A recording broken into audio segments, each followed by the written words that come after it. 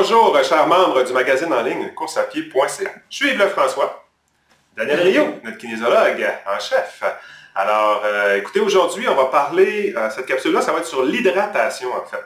On aime beaucoup parler des paradigmes pour essayer... Vous savez, un paradigme, c'est ce que les gens font très souvent sans savoir exactement pourquoi. Et quand on donne un petit peu de science et un peu de connaissance, on s'aperçoit que parfois, il y a des choses qu'on ne devrait pas faire. Donc, par exemple, au niveau de l'hydratation, on va parler, excusez si je regarde ma feuille, c'est un mot qui est scientifiquement compliqué pour moi. Okay? Pour Daniel, c'est facile, mais pas pour moi. On va parler de... l'hyponatrémie. L'hyponatrémie. L'hyponatrémie. Il va vous expliquer c'est quoi. Okay? Après ça, on va regarder les études par rapport au fait qu'il faut qu'on boive selon notre soif. Le paradigme qu'on a entendu beaucoup dans le monde de la course à pied, c'est boire tout le temps, souvent, même quand on n'a pas soif. Puis c'est ça qui est une technique qui serait adéquate, une quantité qui serait scientifiquement prouvée à toutes les 10 minutes, qu'est-ce qu'il faut que vous buvez pour en arriver à faire un marathon, n'importe. Ben, on va vous montrer, on va vous parler de certaines études qui vont vous aider, en fait, à peut-être mieux planifier votre hydratation au niveau d'une course. Et quoi faire avec ça par la suite? Donc, parle-nous de l'hyponatrémie. L'hyponatrémie. Un morceau de robot. Encore un autre. L'hyponatrémie. Ben, pourquoi je veux parler d'hyponatrémie, c'est que souvent on a tendance à dire « Ah ouais, de toute façon, on ne peut pas se trop s'hydrater. » Ben oui, on peut trop s'hydrater. Ça s'appelle l'hyponatrémie. En fait, si je bois beaucoup d'eau, l'hyponatrémie va s'installer dans mon corps. Hyponatrémie, si on décortique le mot hypo, moins, ok? Nat, N-A-T, c'est Na, ok? Les deux lettres Na, ça veut dire sodium, ok? C'est l'élément chimique du sodium, les lettres chimiques du sodium. Fait que ça veut dire avoir une concentration faible de sodium à l'intérieur du corps. Donc si je bois beaucoup d'eau, puis même si je bois une boisson qui contient du sodium, à un moment donné, il y a toujours un petit peu de sodium qui va sortir dans mon urine, puis je vais finir par avoir une concentration de sodium dans mon corps qui est en bas de ce qui est bon pour la santé, puis même ça peut causer des lésions qui sont quand même relativement graves et allant jusqu'à la mort. Ce que tu es en train de me dire, c'est si on boit trop, ça diminue le sel qu'on a à travers la concentration. Ouais. Puis ce sel-là, il y a comme un niveau de concentration qu'on a besoin pour maintenir notre équilibre, pour qu'on puisse performer, puis que les signes vitaux, pas les signes vitaux, mais les organes vitaux, puis tout fonctionne correctement. Exact. Il y a un équilibre dans le corps qu'il faut conserver. Exact. Et si on boit trop, on défait un peu cet équilibre-là et ça devient dangereux jusqu'à la mort. Exact. Wow. J'arrête la course. Puis en fait, il y a une étude qui avait été faite au marathon de Boston, puis il y avait une bonne proportion des coureurs qui étaient en ce qu'on appelle de l'hyponatrémie clinique. Là. Ça veut dire que si on les teste, oui, ils font de l'hyponatrémie, donc ils ont une concentration de sodium dans leur corps qui est insuffisante, sauf qu'ils n'ont pas de symptômes. Puis il y a aussi une autre proportion là, qui est autour de 1% des gens qui ont vraiment une faible concentration de sodium, puis là, ça amène des symptômes qu'eux peuvent remarquer. Fait que, faut faire attention à ça. Il y avait 1% des coureurs de Boston, à peu près, qui étaient dans un niveau de surhydratation qui amenait un potentiel de danger pour leur santé. C'est ça. C'est quoi les facteurs de risque? Là? Ce qui augmentait le risque d'être dans ce 1%-là, ben, c'est que c'est des marathons en plus de 4h30, là, si je me souviens bien. Puis il y a des gens qui sont très lourds ou qui sont très légers. Fait que ça, c'est les facteurs de risque là, pour souffrir d'hyponatrémie. Tout ça pour dire que de boire, c'est pas vrai qu'il faut boire le plus possible, ok? Ça va pas améliorer les performances, ça peut même être dangereux pour la santé. Maintenant qu'on sait ça, ben, je vais vous parler des études qui ont été faites au Québec. Une étude de Goulet notamment qui disait que boire selon la soif pour des cyclistes, c'était la meilleure stratégie à adopter pour maximiser la performance. Puis après ça, une étude de Tommy Dion qui a été faite aussi l'an passé, qui disait que pour des coureurs à pied qui veulent faire une distance de 21 km, la meilleure façon de maximiser la performance, c'était de boire selon la soif. Okay? Puis qu'il n'y avait pas de bénéfice à minimiser la perte de poids. T'sais, je ne sais pas si vous avez déjà entendu ça, ça a été véhiculé parfois qu'au-delà de 2% de déshydratation, ça a un effet négatif sur la performance. Ben, eux autres, dans ces études-là, ils n'ont pas remarqué qu'une déshydratation entre 2 et 4%, ça amenait des impacts négatifs sur la performance. En fait, ce qu'on sait, c'est qu'à partir de 6, 7, 8, 9, 10% de déshydratation, il commence à avoir des effets négatifs sur la performance et sur le confort que les gens ont. Par contre, ce qu'on sait aussi, c'est que les meilleures performances au monde, quand les gens les font, quand les athlètes les font, ils sont déshydratés beaucoup. Donc, entre 4 et 8%, même jusqu'à 10%. Fait que ce qu'on peut se demander, la première question qu'on peut se demander, c'est si c'est bon pour les athlètes de haut niveau de finir un peu déshydratés, est-ce que c'est bon pour monsieur, madame, tout le monde?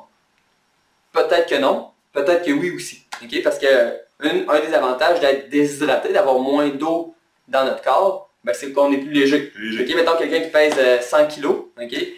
220 livres, il perd, mettons, 5% de poids de corps, ben, il va avoir perdu 5 kg, c'est 10 livres. Ça fait 10 livres de moins à traîner. C'est énorme. Ça, c'est la première chose. La deuxième chose, c'est qu'il faut faire une différence entre l'eau dans notre corps au complet puis l'eau qui est en circulation dans notre sang. Ce qui est important de conserver, c'est un peu l'eau en circulation dans notre sang.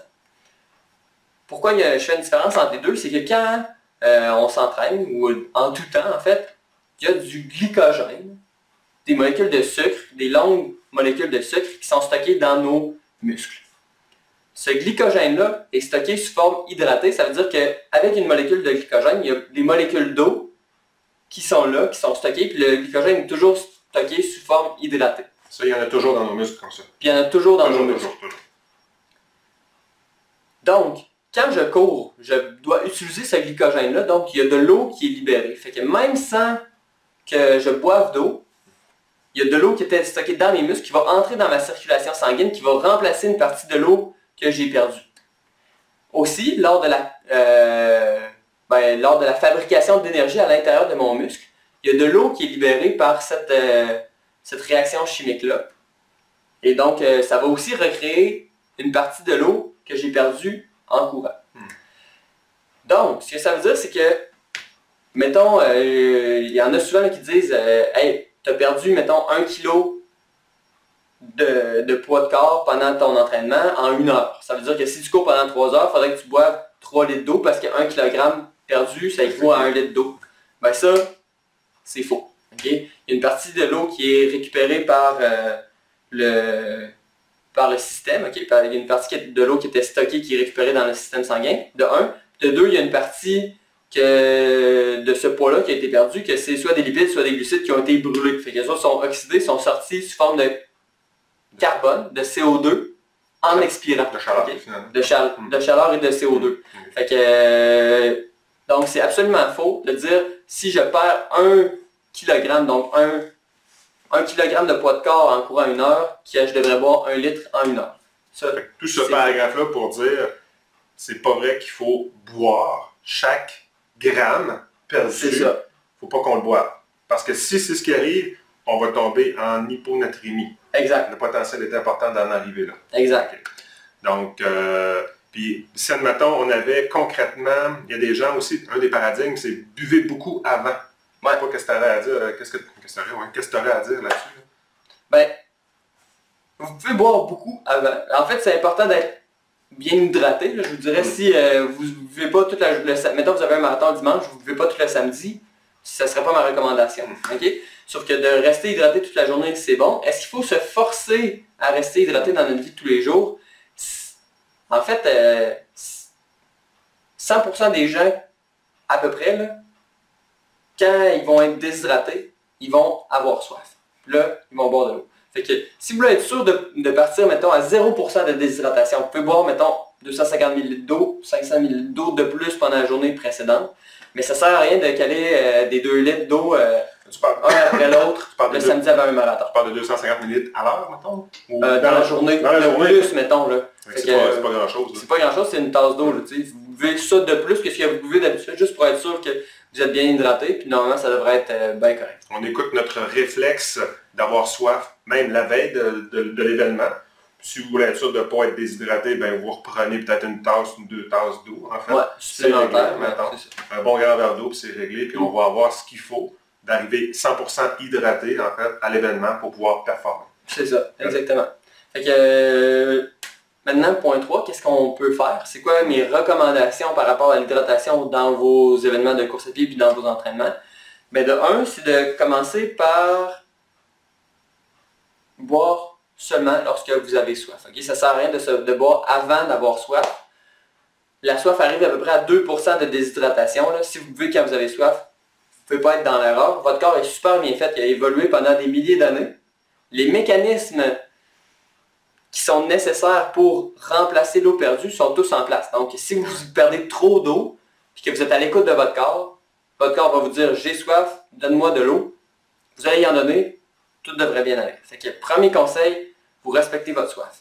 Deuxième conseil, pendant un événement, pendant un événement là, où est-ce que vous compétitionnez, ça peut être profitable de boire des glucides là, dans votre eau, donc style Gatorade, avec un peu de sel aussi, parce que d'un, ça s'absorbe plus rapidement, de deux, le sucre, ça peut avoir un effet bénéfique sur la performance.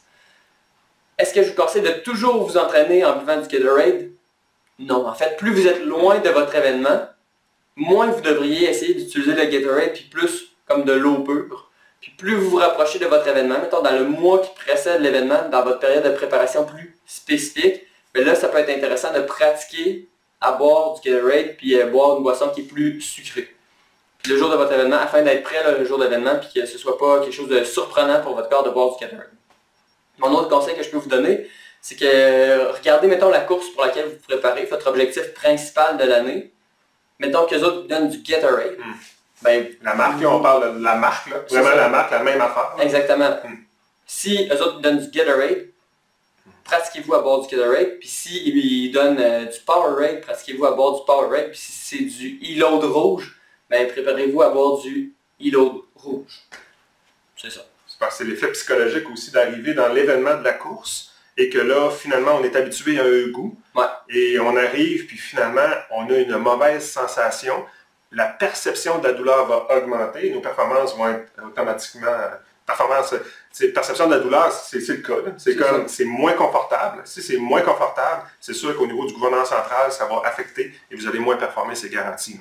Donc, c'est un excellent conseil de s'assurer de planifier les courses que vous allez faire durant l'année et d'aller analyser c'est quoi le commanditaire, parce que c'est souvent ça. Le commanditaire de l'événement, c'est Gatorade. Pratiquez-vous au Gatorade, E-Load ou n'importe pour pouvoir... le mois avant, en fait. C'est ça, on peut dire un mois, 2 mois max avant. Mais mettons que vous avez un événement dans 6 mois, ben, quand vous allez vous entraîner, moi, ma suggestion, ce serait d'utiliser le moins possible de glucides pendant l'entraînement. Autre chose que vous pouvez faire aussi le jour de votre compétition, c'est de vous amener vos propres bouteilles d'eau. Mais sachez que, ben, de un, pour certaines personnes, c'est rassurant d'avoir vos propres bouteilles d'eau. Si ça vous rassure, tant mieux. Des fois, ça peut être bon d'essayer de les enlever à l'entraînement pour s'habituer à ne pas les avoir parce que ben, c'est pas bénéfique pour la performance de traîner des bouteilles d'eau. C'est du poids. C'est ça. Mettons que vous avez 1 litre d'eau en tout sur vous, donc 250 ml dans chaque bouteille d'eau, ben, c'est 2 livres que vous traînez de plus. Ben, 2 livres, imaginez-vous l'effort que vous avez besoin de faire pour perdre ces 2 livres-là. C'est probablement plus grand que l'effort d'enlever votre ceinture et de vous habituer à boire de l'eau aux stations d'eau.